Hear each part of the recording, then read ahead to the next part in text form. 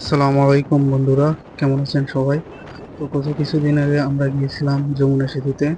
তো সেই দিনটি ছিল শুক্রবারের দিন এবং আকাশ ছিল মেঘলা।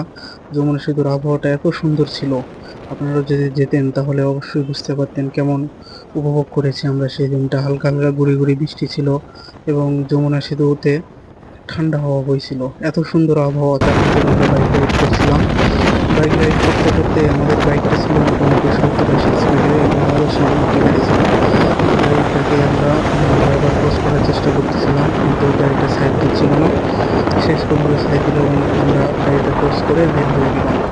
এবং আপনারা দেখতেই পাচ্ছেন যে যমুনা সেতু দেখতে যেমন সুন্দর, সেদিন আবহাওয়াটাও খুব সুন্দর ছিল, আকাশ কোনো হচ্ছিল না, যার কারণে আমরা সুন্দরভাবে বাইক রাইড করতে পারছিলাম।